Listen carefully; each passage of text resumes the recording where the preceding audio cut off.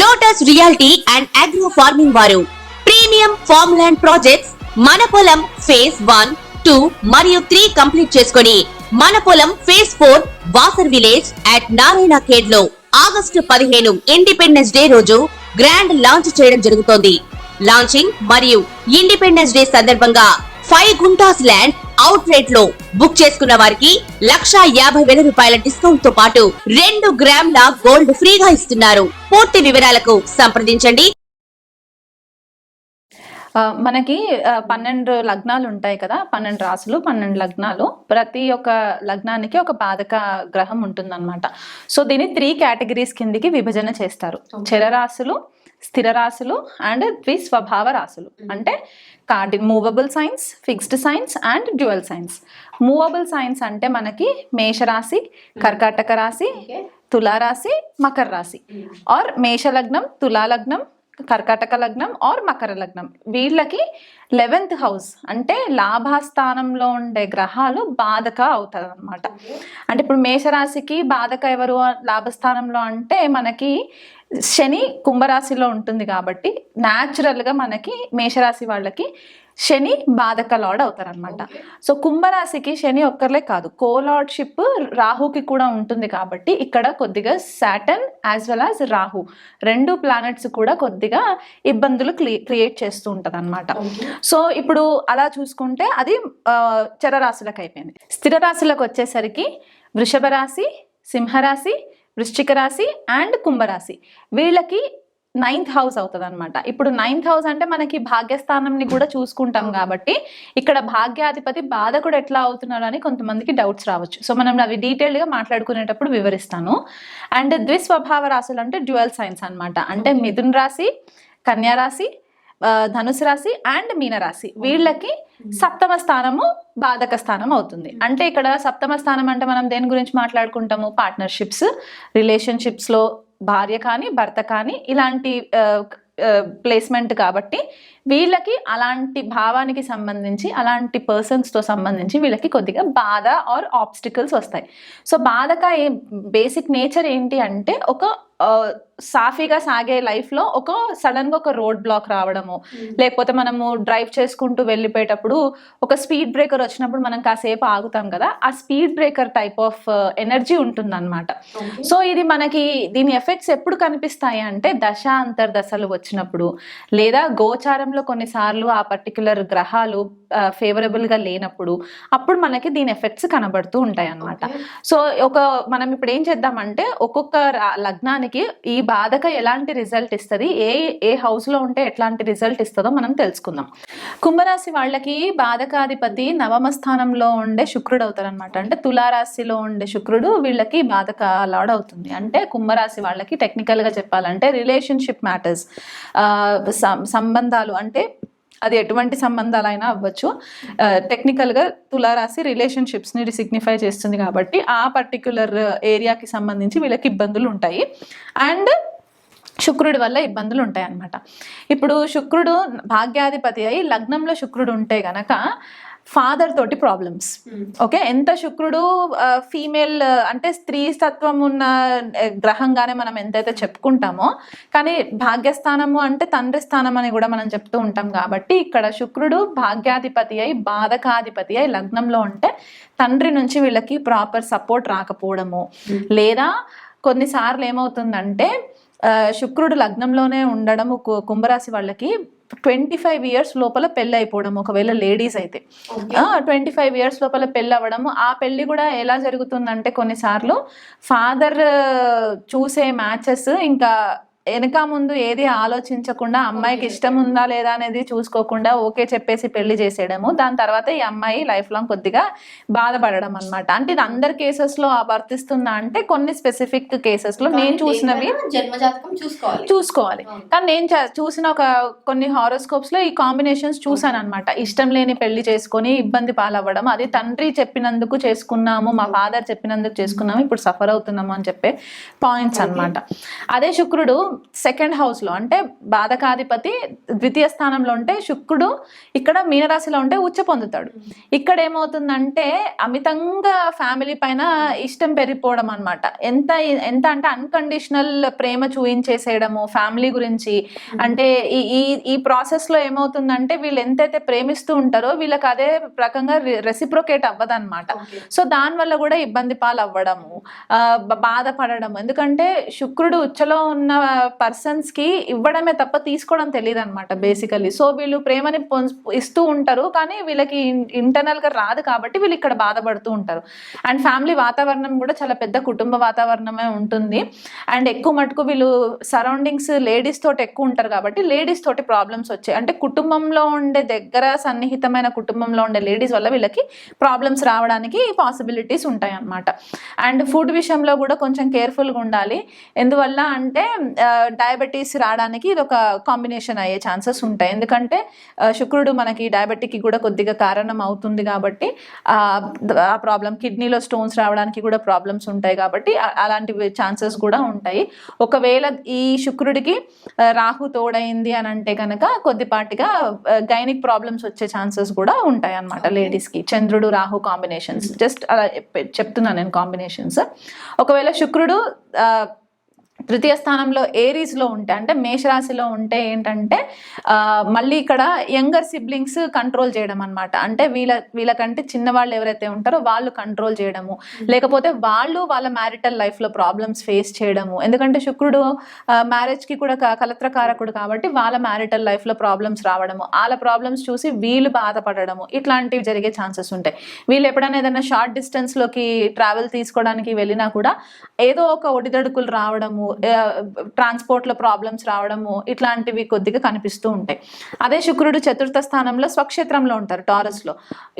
ఇంటికి సంబంధించిన దాంట్లో మళ్ళీ ప్రాబ్లమ్స్ అనమాట. అంటే ఇల్లు కొనుక్కుందామని చెప్పి ఏదైతే ప్లానింగ్ చేసుకుంటారో ఏదో ఒక ఇబ్బంది వచ్చి వాళ్ళకి కొద్దిగా మనస్తాపం జరగడం. అల్టిమేట్లీ వాళ్ళు అచీవ్ చేసుకుంటారు, కాకపోతే ఇనీషియల్ ఫేజెస్లో మాత్రం కొద్దిగా స్ట్రగుల్ ఫేస్ చేసే ఛాన్సెస్ ఉంటాయి.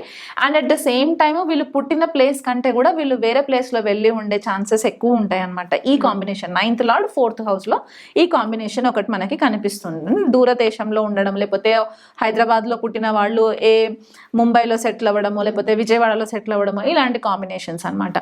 మళ్ళీ బాధకాధిపతి పంచమ స్థానంలో మిథున రాశిలో పడింది అంటే ఇక్కడ పిల్లలకి సంబంధించి ప్రాబ్లమ్స్ రావడము, కమ్యూనికేషన్కి సంబంధించి ప్రాబ్లం, పిల్లలతో ప్రాపర్గా communicate చేయకపోవడము.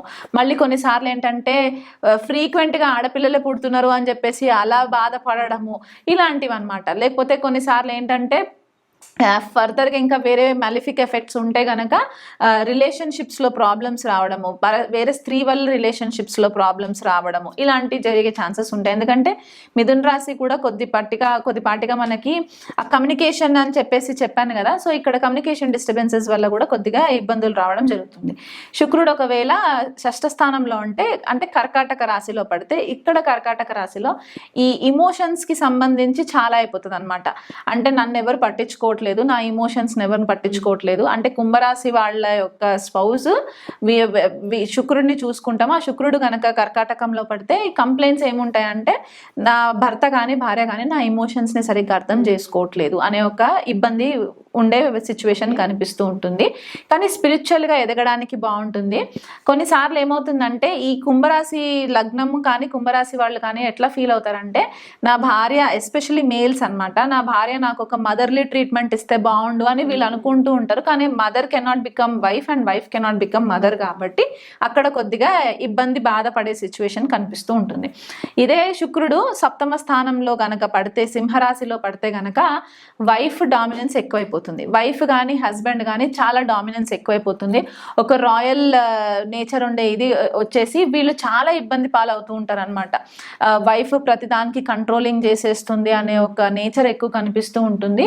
And at the same time egoistic, especially wife మాత్రం మేల్ హారోస్కోప్లో శుక్రుడు అంటే మనం జనరల్గా మగవాళ్ళ జాతకంలో వాళ్ళ వైఫ్ని మనము రిప్రజెంట్ చేస్తాం కాబట్టి వీళ్ళకి ఇక్కడ ఏమవుతుందంటే వాళ్ళు చాలా డైనమిక్గా హ్యాండిల్ చేస్తుంది సిచ్యువేషన్ అని చెప్పేసి డిస్టెంట్గా ఉండడానికి కూడా ట్రై చేస్తూ ఉంటారు. అంటే షో ఆఫ్ ఉండే సిచ్యువేషన్స్ కూడా కొన్నిసార్లు ఉంటుందన్నమాట. ఇదే శుక్రుడు అష్టమ స్థానంలో ఉంటే కనుక, అంటే బాధకాధిపతి భాగ్యాధిపతి అయి అష్టమ స్థానంలో ఉంటే భాగ్య నష్టం జరిగే ఛాన్సెస్ ఉంటాయి అన్నమాట. అందులో ఇది ప్రారబ్ధ కర్మ హౌస్ కూడా అయిపోతుంది కాబట్టి. ప్లస్ ఇంకొకటి ఏంటంటే వీళ్ళకి లెఫ్ట్ హ్యాండ్ తంత్ర సబ్జెక్ట్స్ నేర్చుకోవడానికి ఇంట్రెస్ట్ ఎక్కువ ఉంటుంది. చాలా పరిశోధన చేసి, ఎందుకంటే కన్యారాశి కొద్దిగా రీసెర్చ్ ఓరియంటెడ్ సైన్ కూడా చెప్తారు, అండ్ కుంభరాశి కూడా రీసెర్చ్ అండ్ సైంటిఫిక్ ఓరియంటెడ్ రాశి కాబట్టి శుక్రుడు ఇక్కడికి వెళ్ళినప్పుడు 9th లార్డ్ మనకి హైయర్ ఎడ్యుకేషన్ కి కూడా చెప్తారు కాబట్టి 8th హౌస్కి వెళ్ళినప్పుడు ఏంటంటే డార్క్ అకల్ట్ పైన నేర్చుకోవడానికి బాధ క్రియేట్ అవ్వడం, ప్రాపర్ గురూస్ దొరకకపోవడము, ప్రాపర్ గైడెన్స్ దొరకకపోవడం, అంటే వీళ్ళకి నేర్చుకోవాలనే జిజ్ఞాస ఉంటుంది కానీ వీళ్ళకి రైట్ టీచర్స్ దొరకకపోవడం, లేదా రైట్ టీచర్స్ దొరికినా వాళ్ళ చేతిలో వీళ్ళు మోసపోవడము, ఇలాంటివి జరిగే ఛాన్సెస్ ఉంటాయి అన్నమాట. బాధకాధిపతి బాధక స్థానంలోనే ఉంటే ఏమవుతుందంటే హైయర్ ఎడ్యుకేషన్ కోసం ఏదైనా ఫారెన్ ట్రావెల్కి వెళ్ళాలనుకుని ప్రయత్నం చేసినా కూడా వీళ్ళకి ఇబ్బందులు అవ్వడము.